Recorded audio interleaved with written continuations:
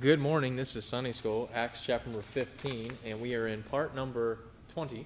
So just so you know, not that it really matters, I do that for YouTube, which I've been negligent in posting, so I apologize for that. But I'm going to get there. It's going to happen soon enough. We're actually going to work on some live streaming, so hopefully by the time you hear this, there'll be some live streams happening. I will work on that. Yep, something like that, capture some of those other things. He sent me a text this morning. He said, you download the app Periscope and stream the... Yeah, I'm gonna get a Verizon. I'm just gonna get another iPad and just put Verizon on it, or I'm gonna get a Verizon 4G LTE card, bring my laptop in here, plug it in, or probably just do an iPad with Verizon built in, stick it up on a stand, hit the record button, and go to town. That's just gonna make things a whole lot easier. The few $100s in the iPad will be saved in my time, not having to try to sit there and do the messages. It takes me a solid 2 hours every Sunday whenever I have to do those messages. It's a lot of work, and so yeah, and then when I have a lot going on, sometimes it takes me like a whole day to post 15 sermons on there. I don't even know how far back I am right now. It's bad. And then you get further back and you procrastinate, and then it gets worse and worse, and never gets any better. And then you secretly say in your mind, I'll just do one a day for the next 15 days. And you're like, nah, I'm not gonna do that either. Because that means I have to do it every 15 days. I don't really want to do it. So I'm the king of procrastination. So I'll do that until the day I die. So anyways, Acts chapter number 15, and I want to read in verse number 19. It says, "Wherefore my sentence is that we trouble not them which from among the Gentiles are turned to God." So I was showing you these pronouns between we and them, showing that there are two different groups of people, and James is identifying that there are two different distinct groups of people, two different distinct operations. Those are the Jews and the Gentiles in his mind. And of course, rightfully so, he's a Jew. He's been operating under these for a long, long time. Seeing the Lord Jesus Christ, he understands that earthly ministry. He was there when Jesus Christ said, "Go not into the way of the Gentiles and enter into no city of the Samaritans, but go rather to the lost sheep of the house of Israel." He was there. He heard that statement. He was there with the Syrophoenician woman when he called her a dog, and give not that which is holy to the dogs, and all of that stuff, right? He's familiar with that understanding. He knows what Deuteronomy 4 is and how no other nation can say that the God is the God of Israel and all of that. So he's, continually in his mind thinking in that regard.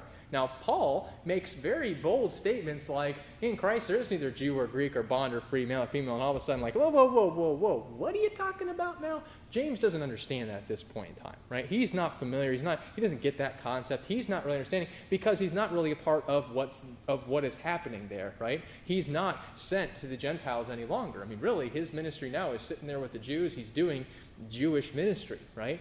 Now, what we're going to see is there's a grouping of people between the Jews and the Gentiles that they're together there in Galatia, right? So if you turn to Galatians chapter number 2, in verse number 11 and 12, we'll read 12. It says, "For before that certain came from James." So who would that be? Would that be Gentiles? Well, no, of course not, right? No Gentiles came from James. Jews came from James. And when the Jews came from James, right, he, that is Peter, did eat with the Gentiles, right? But when they were come, so when the Jews that were with James came to Galatia, he withdrew and separated himself, fearing them, and here's your definition of who these people are that came from James, fearing them which were of the, what's that word? Circumcision. And is this the circumcision that is of the heart? No. What is the circumcision? This is the fleshly identification with the covenant, right? These are the people who say, we are Abraham's seed. Here is the covenant. Here is the circumcision that we have. This is us, right? We are God's chosen people. And it's really interesting when you see how Paul lays this out later in Romans chapter 11. He says, now, I want you to be understanding here, lest you be wise in your own conceits. And so when you get conceited about the thought process that you've replaced Israel for good, that's when you get replacement theology. That's when you get into an ideology of that you're now spiritual Israel and they're no longer. That's all bunk, right? That's not the case. It's not true. What God is now doing, and if you think about this, the whole entire concept of Israel being gone or done away with is answered in that verse in Romans chapter 11, because blindness in part has happened to Israel. Well, there you go, right? Oh, well, wait, that's the spiritual Israel. No, that's not how it works, right? That he continually defines Israel as being, he says, Romans chapter number 9, right? He says they are not all Israel that are of Israel, and that's where he gets into people get a little bit hairy. But he continually shows that from the nationalistic Israel standpoint, do they have a benefit? Yes, much every way. Chief among them is committed the oracles of God. I love how it says much every way. But going back here to Galatians chapter 2, these are the guys of the circumcision who are there in Galatia. They're participating in stuff with the Gentiles. Why? Well, it's incredibly relaxing to live as a Gentile under liberty and under grace, right? Do you want to go back to Jerusalem? We can show you what happens there, what takes place there. Well, you're going to have to put a vow on your head and shave your head and do all the rigmarole that is Acts chapter 21 as they continue to live like Jews, right? So they have this thing in their mind that and rightfully so, that they're up there, that they're above, but the conceited notion that would fill a Gentile's mind is we are better, we've replaced. No. You must understand that the whole purpose and goal of Gentiles being raised up is for what? For provocation. To provoke who? To provoke the Jews to jealousy and go, well, wait, he's our God. Well, yeah. See the God of the Jews? End of Romans chapter 3 when we get there, right? We're going to look at the end of Romans chapter 3. He goes and says, is he the God of the Jews only, or the God of the Gentiles only? He's the God of everybody. He's everybody's God. And it's really interesting, that whole concept. All of a sudden, well, how do you reconcile verses like that with verses like Deuteronomy chapter 4, right? So we'll go back and forth and hit some of this, but I want to show you that in Galatia, which is one of the main books that we have regarding this issue of Acts chapter 15, there are those that trouble you with what? Trouble you with words, subverting your souls, saying you must be circumcised and keep the law of Moses to be saved, which James says, to whom we gave no such commandment, right? None. We didn't give any such commandment. Now, we talked last week that he gave no such commandment to who? To them, to go out and tell the Gentiles that. Now, do I think in his mind and James's mind that James is still thinking about like, well, I'm here, I'm in Jerusalem, and you know what? Brother Paul, Acts 21, you see how many Jews there are which believe, and they are all zealous of the law. As, I'm just going to kind of quote some other verses, as concerning the Gentiles, we have already written and concluded that they observe no such thing. See how he keeps making this division? He keeps trying to break it apart, like, get them away from us. Get them out of here. They conclude no such thing, right? He's never trying to make a bond. He's never trying to be like, oh, Jew and Gentile, married, matched, perfect. It's great, the body of Christ, right? You don't see that. You see him thinking in his mind, we are up here. Well, in the kingdom, are they not up there? Absolutely. What happens, when you look at the Gentiles in relation to what happens with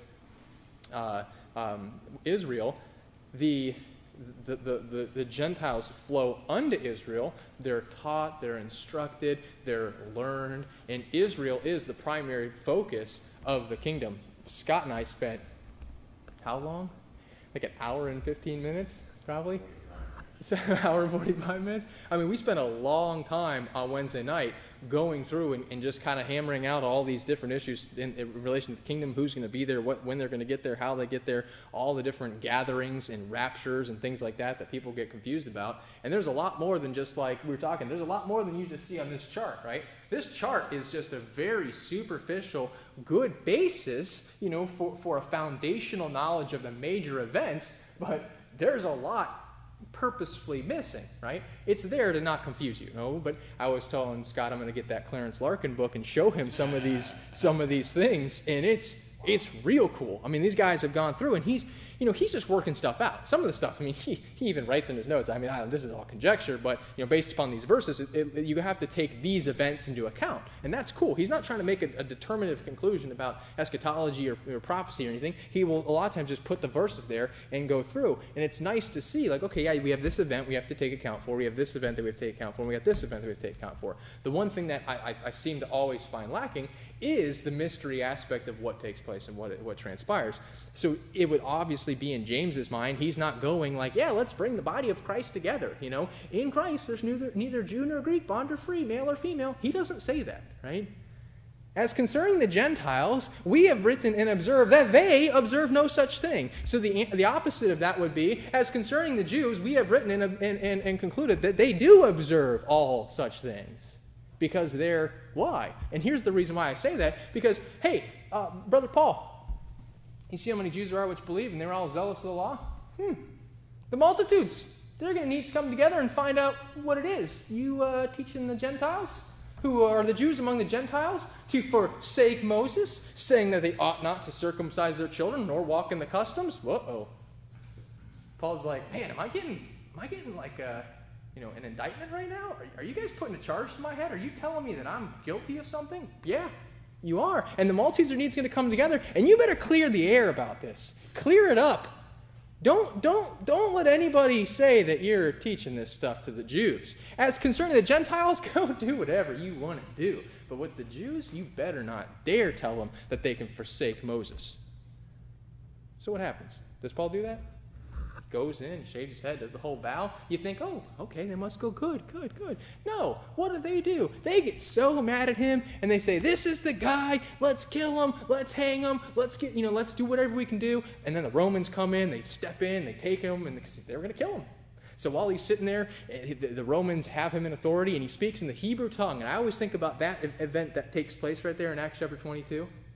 I always think, do the Romans understand what he's saying in the Hebrew tongue? My thought is no. Right? They have no clue. So when he gets up and he starts speaking in the Hebrew tongue, think about what must be going through the Romans' minds. All the Jews are like, mouths are just shut. They're just stopped. And he's sitting there speaking in that Hebrew tongue, and he's telling them, he's like, man, brethren, you listen to me right now? Do you know what's going on? You know what's going on? And he does that. He does like the same thing that who does? He does the same thing that Stephen does in Acts chapter 7, right? Doesn't give it to him as hard, but gives it to him pretty detailed, right? Same thing like in Acts chapter 13, right? Then he goes in Acts chapter 22 and does another just, punch. I mean, it's a punch. But I always think, I'm like, he could have gone a little more. That's what I always think. He could have gone a little bit more. Why didn't you just bust out Romans 10 and just land it right square on their heads? Brethren, my heart's desire and prayer to God for all of you is that you might be saved. And look, I can bear you record, because I was one of you, that you have a zeal of God, but it's not according to knowledge. For you're ignorant of God's righteousness, and you go about to establish your own righteousness, and you've not submitted yourselves to the righteousness of God. He would certainly be killed at that point. I mean, dead as a doornail, right? No questions asked. They're not going to receive his testimony concerning Jesus Christ. So who is that? Is James included in that? I think at this point in time, yes. Why? Because you're seeing James infiltrated. You're seeing James affected, ill-affected by the brethren, right? That the truth of the gospel might continue with you. We didn't give them, no, not for an hour. You see how that works? So if they're going to go ahead and preach this, what takes place? Well, back it up. Well, Jason, hold on a second. Peter in Acts chapter 15 just made a blanket statement that the just shall live by faith. Yeah, he did. James didn't disagree with him, but he let it just, he let it go. He let it go through there. So where are we going? What we're going here is in Acts chapter 2. I want to show you that there is, or Galatians chapter 2, I want to show you that there are groupings of people that are still acting separate, right? They're acting not in uniformity. They're not acting together. They're acting as a Jew, and they're acting as a Gentile, and they're acting as opposites. And why is that? I gave you one verse in Acts chapter 10. One verse that the apostle, okay, Peter, if he founded the church and he's the head of the church, he says one statement in Acts chapter 10, go there, that you're going to have a real tough time with. You're going to have a really tough time with. Because, Acts chapter 10 is a long way, 10 plus years since what? Since the death, burial, and resurrection of Jesus Christ. A long time. So when you go over here in Acts chapter 10, and you read down in verse number 28, he says this, and he said unto them, ye know how that it is an unlawful thing for a man that is a Jew to keep company or come unto one of another nation. Now just stop and think about that just for a second. Are they living like that later on? Absolutely. As soon as the guys from the circumcision come down, he ate with the Gentiles, and as soon as the circumcision guys came down from James, what does he do? He withdrew himself, insomuch that Barnabas was carried away with his dissimulation. Barnabas is like the right-hand guy, right, of Paul. Separate unto me who? Paul and Barnabas, right, or Barnabas and Paul. Separate these guys unto the work which whereof I have called them. These guys were doing Gentile ministry, and what do you see? You see Barnabas ill-affected by the brethren. Affected in a negative manner in that he removes himself from the Gentiles. Basically, on this premise right here, that it is an unlawful thing for a man that is a Jew to keep company or come unto one of another nation. It's an unlawful thing. It's a violation of the law. Wow. But, as he says here, God hath showed me that I should not call any man common or unclean. See, what God did on the cross, through the reconciliation ministry of Jesus Christ, was not simply for the Jew, right? This is a faithful saying and worthy of all acceptation that Christ Jesus came into the world to save this Jewish sinners. No, right? To save sinners, of whom I am chief, right? Howbeit for this cause I obtain mercy, that in me first he might show a pattern of long-suffering forth to all those who hereafter believe in a life everlasting, right? And when you see that, and then you take the other verse I was just thinking of is in 2 Corinthians chapter 5, right? The ministry of reconciliation, the word of reconciliation for the what? The world, right? It's not just for like the Jews, it's for the world. So there is this plan, there is this pattern, and that's not even mystery stuff, right? That's not mystery stuff. The reconciliation of the world? No, that's not mystery stuff. We see that all the time. The Gentiles being saved, we see that constantly. Gentile salvation is always in there, right? Not through their fall, salvation should come to the Gentiles, but through their rise. And so you're going to have to see that is really difficult to wrap your head around in the beginning. You got to go, well, what does that mean? Well, that means that there is a future event that must take place in which they have a rise, right? Because there's a lot of prophecies that say they rise up and the Gentiles come to them. And then all of a sudden there's mystery where they fall. And they don't come. So what do? Just ignore that stuff? Oh, that's stuff that's a long time ago. That doesn't have to take place. No, I'm pretty sure every word, I mean, just read what Jeremiah says. Jeremiah says the way you test a prophet, he says, if what he says doesn't come to pass, it's not of God, right? So that's how you tell the prophet's words. And if he's 50-50, he's not of God, so don't believe him. So you have to remember that these people, you can't just like say, okay, let's take what we know right now and put it in this place. No, we have to separate these guys out, and we have to think about exactly what they're doing contextually at that time. So in Galatians chapter 2, which is the same stuff that's taking place in Acts 15, the reason why they're writing this, you see this, he says, go back to Galatians 2 just for a second, and he says, for before that certain, Galatians 2:12, for before that certain came from James, he did eat with the Gentiles, but when they were come, he withdrew and separated himself, fearing them which were of the circumcision, and the other Jews, notice this, dissembled likewise with him. So what happens? It's kind of like the Cowboys and the Patriots, you know? It's like the Steelers and the whatever, you know? I mean, I have a friend who likes the Steelers, and if the Steelers lose, it's a bad day in the office. Like, we walk in the office, and, like, we have friends who are Colts fans or whatever, and I'll walk in there, and everybody's, like, real hush-hush quiet. I'm like, hey, what's going on, guys? And then I was like, what's up? Like, shh. Like, what's going on? It's like, it's not the day to joke around. I'm like, what do you mean? It's like, Steelers lost last night. I'm like, and? So? They're like, oh, you don't know how TR is, man. He gets really upset about the Steelers losing. I'm thinking to myself, like, it's just a game. I mean, it is what it is. But these are guys basically being like, I'm going to align myself with the Jews. I'm going to be a Jew, right? They love living like the Gentiles. Why did the Jews come down from Jerusalem into Galatia? To spy out their liberty, which we had in Christ, right? What is this thing you guys talking about? You ain't got to keep the law. You ain't got to circumcise your kids. What kind of bunk nonsense is this? This sounds like heresy. Bunch of heretics. And Paul's like, no, you got it the opposite way around. Actually, you're the heretics.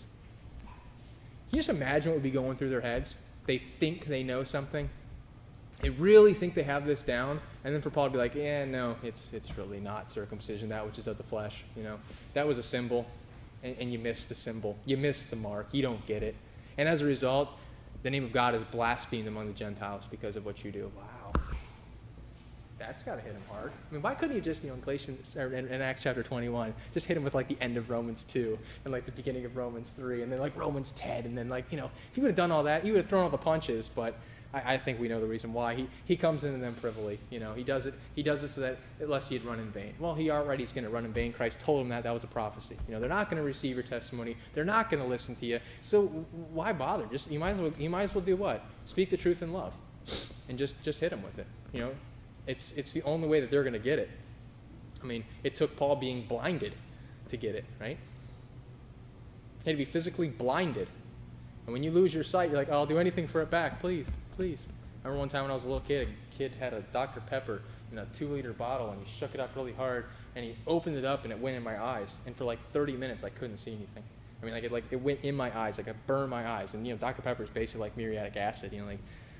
They clean blood off the streets with it. I mean, it's pretty gross. And I remember my eyes burning for 30 minutes. I thought I'm going to go blind, and I did think about Paul during that time. But I was like, this is intense. But when you have a loss of one of your perceptory or receptory type of faculties, what happens? Well, your brain starts thinking a lot. When you lose your eyesight and you don't have any eyesight, well, you have a lot less distractions. You can't play on Facebook. You can't really surf Instagram. You can't Snapchat.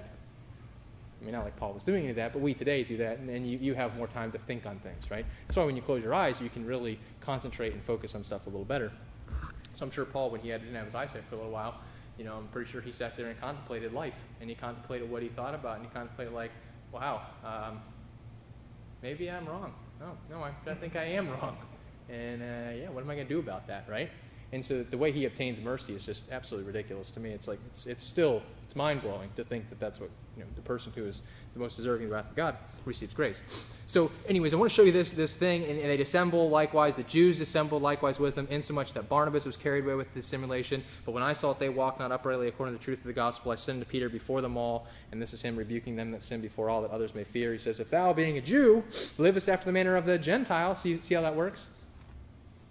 He's doing what they're doing. He's like, all right, if you're a Jew, and you're living as the manner of Gentiles, and not as do the Jews, what's he saying? Jews live in this totally different way. They're doing all these things. So what does modern Christendom live like, for the most part?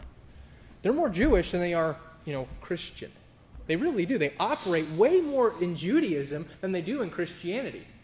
I mean, that's why the rhetoric of them doing the things that they do, these rote tasks and the stuff that they accomplish, they do it so blindly just because, well, my father did it, my dad did it. Well, I'm a Baptist because my dad's a Baptist. Well, what's a Baptist? Well, I don't know. Well, don't you think you should probably figure that out? Maybe think about it for a second. Well, I'm a Methodist. Okay, why are you Methodist? My mom's a Methodist. My dad was a Methodist. My grandma's a Methodist. It's just like the Steelers and the Patriots. You like those because your dad likes them, and he walks around with the flag too. So hoorah, rah, why don't you, look for the truth as opposed to just, following in. Why? It's easier, is it not? Isn't it easier just to go along with the flow? Is it hard to fight upstream? Yeah, ask the salmon, right? I mean, it's not an easy task to do that, and that's why you're going to get a lot of flack for it, right? So, showing you that there are Jews and Gentiles, he says, why compel us the Gentiles to live as do the Jews? All right, now we're coming back here, okay? Why do you compel the Gentiles to live as the Jews? Now let's get back to Acts chapter 15 and verse number 20, and let's talk about these things. These are the 4 things that he lays out here. The 4 things you go, okay, well, Jews and Gentiles, if they're going to live together in this church, we have a problem, because these Jews are easily offended because they've been living underneath this incredible law that has really been a huge burden to them, and their conscience is always affected, right?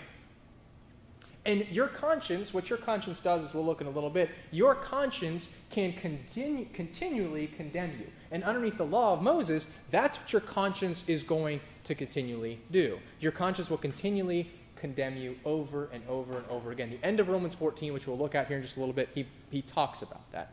He says, the man that his conscience condemneth him not, right? So how does that work? How are we going to accomplish that? Well, we're going to have some way to keep the peace. And Paul really does want to keep the peace. James wants to keep the peace. He wants to keep unity.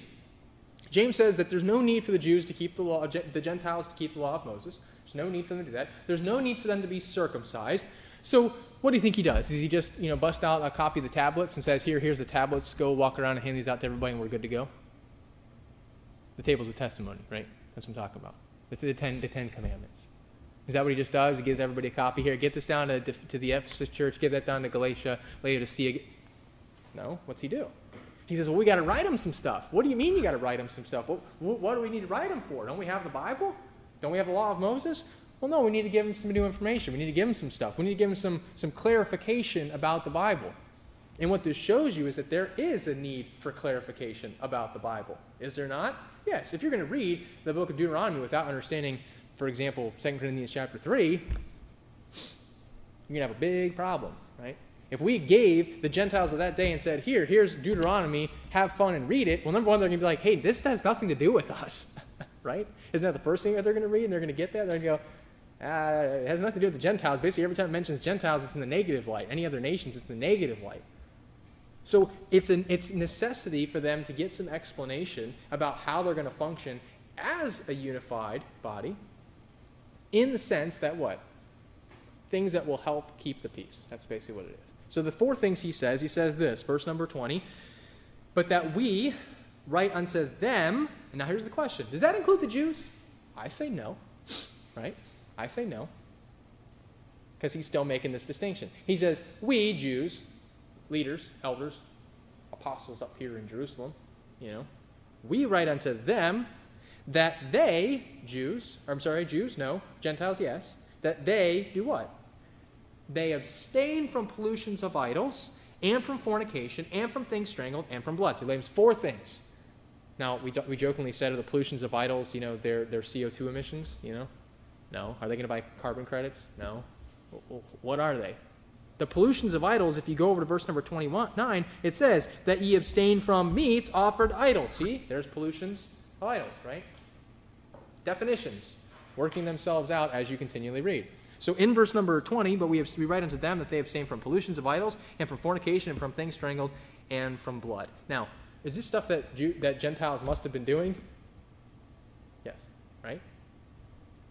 Where did Jews get the ideas of let's go worship idols and having the idol worships and feasts and things like that? They got all that from where? How many years did they spend in Egypt again? Anybody? 400 years? That's a long time, right? And how many generations is that? Lots? Lots of generations? And as generations go and as generations go, don't they forget stuff? Yeah. And do you think that they were affected a little bit by the Egyptians and their paganness? Absolutely, right? How much so? Well, turn to Exodus chapter 20. I'm going to show you a couple examples of this, okay? Exodus chapter 20. God miraculously, takes the people out of Egypt. Miraculously is an understatement. We should just call it the miracles upon miracles upon miracles upon miracles, right? I mean, how many miracles did he do just to take them out of the land of Egypt? A lot. I mean, they do, and they also, we're going to see, they're going to attribute those miracles to false gods in a second. So in Exodus chapter number 20, he says, and God spake all these words, saying, I am the Lord thy God, which brought thee out of the land of Egypt, and out of the house of bondage. Note that real, firm in your memory. I am the Lord thy God, which have brought thee out of the land of Egypt. I am the Lord thy God, which have brought thee out of the land of Egypt. Who brought him out of the land of Egypt? I am, right?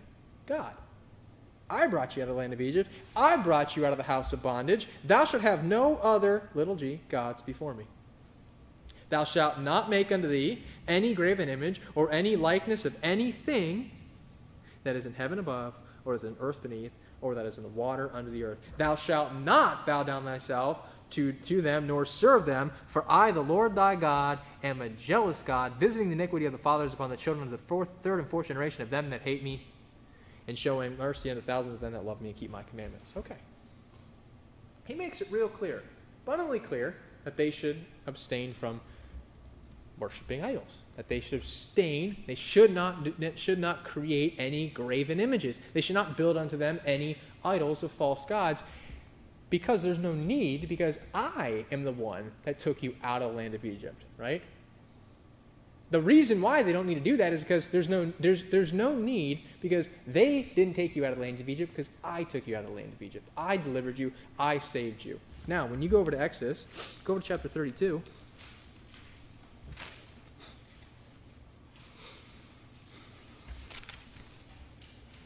And read in verse number, we'll just read 1.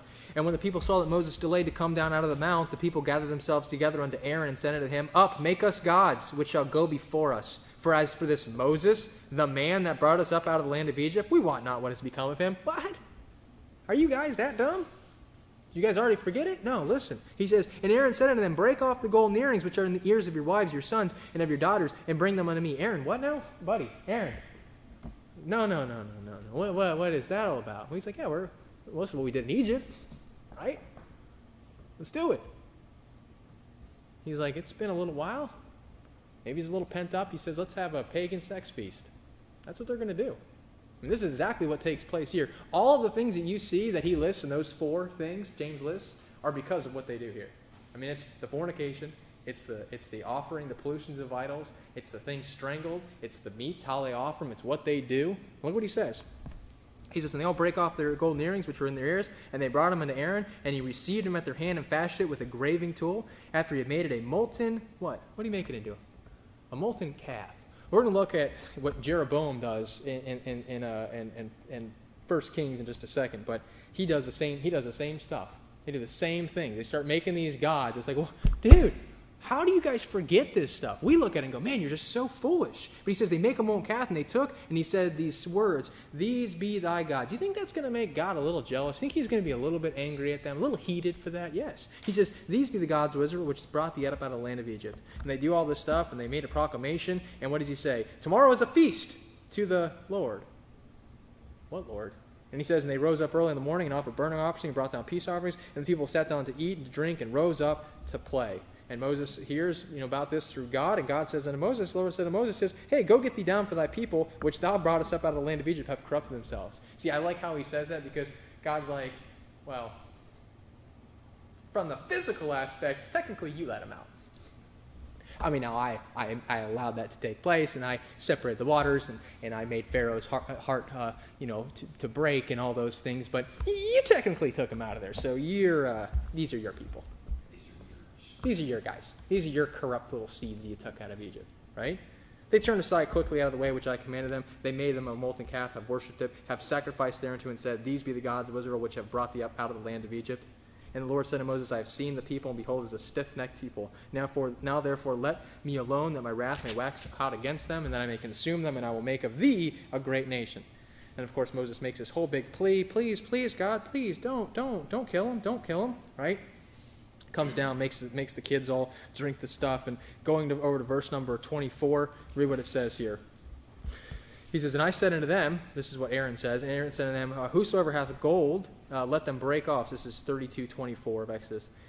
Aaron said unto them, Whosoever hath any gold, let them break it off. So they gave it to me, and then I cast it into the fire, and there came out this calf. Wait, that's not what happened. If you remember, actually, he took a graving tool, and he made it that way. He's a liar. But then going on a little further, he says, Then I cast it in the fire, and there came out this calf. When Moses saw that the people, notice this, the people were what? Were naked.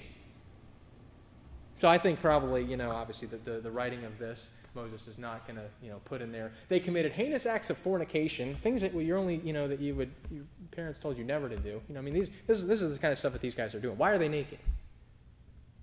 Okay, that's why they're naked. Okay, they're doing fornication things. And he says, And when they saw the people were naked, for Aaron had made them naked under their shame among their enemies, then Moses stood in the gates and said, What did Aaron do? Aaron said, Take off your clothes, let's all party.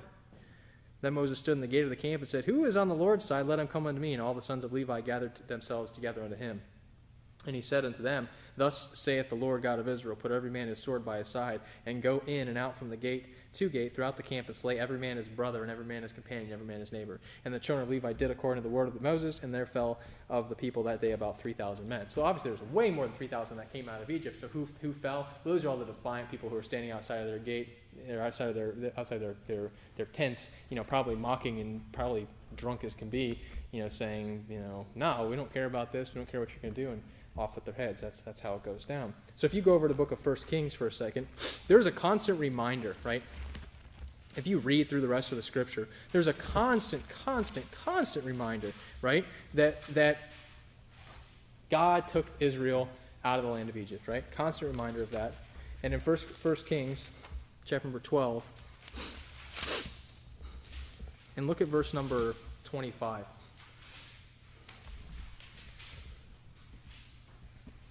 Then Jeroboam built Shechem in Mount Ephraim and dwelt therein, and went out thence and built Penuel. And Jeroboam said in his heart, Now shall the kingdom return to the house of David. If this people go up and do sacrifice in the house of the Lord at Jerusalem, then shall the heart of this people turn again unto the Lord, even unto Rehoboam, king of Judah, and they shall kill me and go again to Rehoboam, king of Judah. Whereupon the king took counsel and made 2 calves of gold. Where are they getting these calves from? Where are they getting this idea from, right? You ever seen like Egyptian, art and Egyptian idols? What do you always see? You see a lot of those, calves. You see a lot of bulls and goats and things like that. I mean, if you've probably some of you guys know what the Baphomet goat head is, one of the symbolisms of Satanism, right? Yes? No? Maybe? You ever seen that? It's pretty interesting. It's got you just type in Baphomet goat head, Baphomet goat head, and you'll see the Baphomet symbol. That's a symbol of Satanism, but it goes back. Prior to that, it's a symbol of all these gods, and it's got the bullhorn and the goat face and the stuff like that. Whenever you think of a picture of Satan, don't you think of things like that? You think of, that's my thought is, I always think of like the goat head. There's these old comic books, Russ, Frank, maybe you guys remember these, way back in the day. They gotta be 70s comic books. They're made by a Christian guy, and they were all about like the rapture and prophecy and eschatology. Any of you guys remember these things? Chick. No, it wasn't Chick. It was some other guy. It was very similar. It was actually full-blown like comic books. And I remember like my parents had them because my parents were into all that stuff in terms of like whatever. So I had these comic books, and I had Spider-Man and Batman and all that stuff when I was like 10 years old. I had these comic books, and these are the scariest things I've ever seen. I mean, I would show my friends these things. I have to find them. I'll have to ask my parents. They probably still have them. I'll bring them in sometime. They are the scariest things you've ever seen. I mean, the pictures that they have of like Satan and stuff, I'm like, that is the most corrupt, evil-looking thing I've ever seen in my life. And to this day, I can like picture it, and it's just so evil-looking. It always had like a kind of like a goat head or a cow head or a bull head, and these weird horns, and it was just in snakes. Snakes. It's like Joel Osteen. Right? Seriously. Ouch. Hey, it's true. So anyways, he says, whereupon the king took counsel, made 2 calves of gold. So they have these calves. They got this idea from where? They got this idea from Egypt. That's where they were doing this. And he said unto them, Is it too much for you to go up to Jerusalem? Now what does he say? Behold, thy gods, O Israel, which brought thee up out of the land of Egypt. I mean, look at these guys. I mean, these are kings. These are leaders. These are what they do. This is how corrupt these people are. And he says, and he set the one in Bethel, and the other one he put in Dan. Scott had asked me, he's like, we're talking about how many people are going to be resurrected into the kingdom. And I said, I think there's a lot fewer people in Israel that were saved than you think there will be, right? When he says that they're going to come down from the east and the west to sit down with Abraham, Isaac, and Jacob to eat in the kingdom, eat and drink in the kingdom, right? The funny part is about that, it's like, that might be all of them. I'm kidding, but, that's how few there really are in Israel that are really saved, that really were ever justified by faith. The rest of them all day long were trying to attempt righteousness by works. And the prime example of that is the generation and generations that followed that ended up with the people who crucified Christ, right? That's how you kind of see that. That's how far they got. That's what they were always doing. But what does he do? And he says, and this became a sin. For the people went to worship before the one, even unto Dan. He made a house of the high places and made the priests of the lowest of the people, which were not of the sons of Levi. And Jeroboam ordered what? Ordained a feast. So they do this whole feasting and eating and these fornication ceremonies and all this stuff that they do. It's very common. You go, no, it's not. This is ridiculous. There's no fornication feast ceremonies. I mean, did you ever read the book of 1 Corinthians? I mean, did you read the stuff that they were doing in there? Definitely lots of idol worship, plenty of fornication, right? And not that they had mourned, but they're praising the guy for what he did. Hey, he slept with your father's wife, all this kind of stuff. Like, what? And they're saying that's completely fine. That's acceptable, right? So Paul's laying out some things, obviously with James here in Acts chapter 15, that is negative to do, and is not beneficial, right? So going back to Acts chapter 15, he says, but we write unto them that they abstain from pollutions of idols, and from fornication, and from things strangled, and from blood. Now, the pollutions of idols, those things that are coming from the meats that are offered to idols. Now, is an idol anything? What does Paul say? Paul says we know that an idol is nothing. Okay? He's like, it doesn't even bother him. He's like, we know that an idol is nothing. Right. It's nothing. It's literally nothing. We don't even have to even call it an idol. It's literally nothing. It's something made with man's hands. These graven devices, all of this stuff. Speak. Talk to me. Tell me something. No, it can't do it. It's dumb. I like how Paul and many other people throughout the scripture call them dumb idols, you know? That's what they are. They're dumb because they can't speak. They can't talk. They don't communicate. They're just little things that you make to make you feel better. So these meats that are going to be offered in these ceremonies, it would obviously be very common, perhaps during this sacrificial system, for them to have a little leftover meat, and you might sit down at a feast or dinner. Paul goes in to evangelize some Gentiles, or Barnabas does, or somebody else comes in, and they bust out some meat. Well, is there any prohibition against them eating meat? No. Right? Jews ate all the meat they took, so that's what they were doing in Israel. Right. So these guys, if they come in and they bring meat, there's not a problem with meat, right? There's no like prohibition against eating meat. They're not like, you know, Jesus says he was hungry and they went and got meat. Jesus wasn't a vegetarian. People like to say that he was a vegetarian or he was a huge pacifist. And I made this statement the other day, and it's very offensive. It's maybe one of the most offensive statements I'm going to say from the pulpit. Not truly offensive, but it's very interesting to think about. And I told Scott last week, I said, Jesus Christ will kill more people than Hitler. Oh, yeah. I mean, and I said, Jesus Christ will kill more people than Mao Zedong. And you start going through all the people. I mean, the amount of, when the nations and nations and nations gather against Jesus Christ and try to kill him, I mean, try to overrun in Jerusalem. I like how he said at the very end there, at the end of the kingdom, when Satan's lifted out of the pit and he's left to go out and run around amok for a little bit and deceive the nations, the verse is one verse, how long the battle takes place. And it's over, right? Like, and we're not putting up with this, and it's done, right? So how many people do you think die during that period of time? How many people die during the tribulation? I mean, that's why you have to really understand who Jesus Christ is as the righteous judge of all the earth, you know? Lowly, meek, mild Jesus, as Russ used to always say, a little baby in the manger. He ain't offensive to anybody. He ain't judging nobody. Everybody's like, oh, we love Jesus in the manger. But let's you know, of course, always remember who he is. But remembering this kind of concept here of who people are worshiping, they're definitely, you know, there's plenty of Gentiles who do not have knowledge about, let's just go to 1 Corinthians 8. That's where I want to take you. And then we'll have to close with this, and we'll pick up next week. So Corinthians, obviously, what is the major point of this book? Reproof, right? Definitely. Rebuke for sin. I mean, these guys there's divisions among you. There's problems in the church. There's completely a bunch of contentions. There's issues of baptism. There's issues of justification. There's issues of, yeah, pretty much. Christianity is found in 1 Corinthians.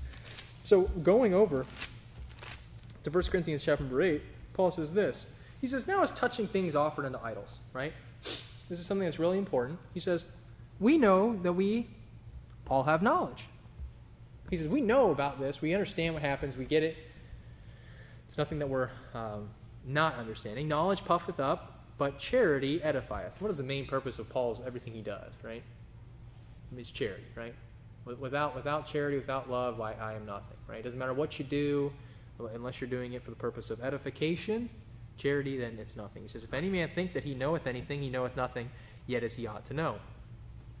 That's because the knowledge of God, as he's already talked about in 1 Corinthians chapter 2, is not the wisdom of this world. He says, if any man love God, the same is known of him. As concerning, therefore, the eating of those things that are offered in sacrifice unto idols, we know that an idol is nothing in the world. Notice that.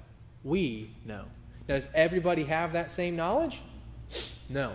Some people get real weirded out about that. Some of the new converts from the Gentiles who are believers now might have these huge convictions about these things and might be like, well, hold on a second. This is some serious stuff. I don't know if I want to do it. And some of the Jews might be like, no way. We ain't ever getting near any meats offered to idols. Well, when you do that, you know what you do? You make the idol pretty powerful, huh? You say, that meat's got some voodoo magic on it or something like that. No, it doesn't. Not at all. That's nothing. Idols are nothing. The meats offered to idols are nothing anyways. It doesn't matter. Look what he says. He says, we know that an idol is nothing in the world and that there is none other God but one. For though there be that are called gods, whether in heaven or in the earth, as there be gods many and lords many. He says, people call lots of things gods. People call lots of things lords, but there's only one. And he says, but to us, see how he's doing this? He's saying, these people, the we's, but we and us, those are the people with what? Those are the people with knowledge. The people who don't have knowledge are the guys who are very offended. And, oh no, you're going to eat things that are offered to idols. This is a problem. Look what he says. He says, for though there be that called gods, whether in heaven or earth, as there be gods many and lords many, but to us there is one God, the Father of whom are all things, and we in him, and one Lord Jesus Christ, by whom are all things, and we by him. Howbeit there is not in every man that knowledge. For some with conscience of the idol unto this hour eat it as a thing offered unto an idol, and their conscience being weak is defiled. And you know what happens in that situation? Turn to Romans chapter 14, and we're going to pick up with this next week. I'm going to show you what takes place. This is what takes place. Romans chapter 14, and read in verse number 21, he says, It is good neither to eat flesh, nor drink wine, nor anything whereby thy brother stumbleth, or is offended, or is made weak. Hast thou faith? Have it to thyself before God. Happy is he that condemneth not himself in that thing which he alloweth. Right? So what happens is these guys don't have knowledge, and their conscience gets in the way of them. And they get condemned really unnecessarily. And so Paul says, look, and he that doubteth is damned if he eat, because he eateth not of faith. For whatsoever is not of faith is sin. And so these guys are thinking, and this is a really interesting verse. I can unpack that for hours. But he that doubteth is damned. Well, he that doubteth is damned in which sense? He's condemned of himself, right? That's what he's saying in verse number 22. He's condemned of himself. And there's plenty of other verses that we go over to 15, 14, and so on and so forth. But at the end, he says in verse 15, he says, we then that are strong. What does that mean? We then that have knowledge, we then that get it, right? We can't just run in here and be like, oh yeah, let's eat. The church is going crazy. The Jews are going, you guys can't eat that stuff. What are you doing? Right? Don't you think they're going to be like that? They're gonna be weirded out. So what are we going to do? And I say, no. Okay, here's the deal. Okay, when the Jews are gathered together, do things to keep unity, please. And it's not that hard just to avoid this stuff. Okay. James says, these things, if you do, fare you well, right? He doesn't say like magically you're going to get all these powers or God's going to be super happy with you. He says, do this, fare you well, right? These are just things that will help you. It will help this unity between Jews and Gentiles. It says, he that doubteth is damned if he eat, because he eateth not of faith, whatsoever is not of faith is sin. We then that are strong in faith, obviously, ought to bear the infirmities of the weak, those who are what? Weak in faith. Because as you began Romans chapter 14, he says, him that is weak in faith, receive ye, but not to doubtful disputations, for one believeth that he may eat all things, and other who is weak eateth herbs. See how he says how that works? Those who are weak in faith are those who do not what? Those who do not believe. So what is Paul trying to do? He's trying to communicate to them words that they can eventually believe so that they can grow up, they can mature, they can be strong in the faith, and that we will bear the infirmities of the weak, and not just to please ourselves. And this is the whole concept of everything in verse 2. Let every one of us please his neighbor for his good to edification. Right? Real easy. Just let's do the stuff that's going to help these guys out. We understand not everybody has this knowledge. 1 Corinthians 8, we're going to get into that a little bit more. We can teach these people. We can get them to that position. He says in 1 Corinthians chapter 10 the same situations, and he goes through it in more detail about what he does and how it works. And then later on we'll get into some of the days, months, weeks, and years in Colossians, and he's a little bit more firm with that. So next week what we'll pick up with is we're going to talk about avoiding the conscience offenders with the mixed group. We're going to get into the unity of the Spirit that's divided by the flesh. We're going to talk about the issues of not eating blood, the strangers that are commanded not to eat blood either. And then we're going to talk about how, the pouring out of the blood and what that all means. And then we'll get into the issues of fornication, and then Moses and him being read on the Sabbath, and a bunch of other stuff that's on my list. So 21 weeks it will be. So let's close in prayer.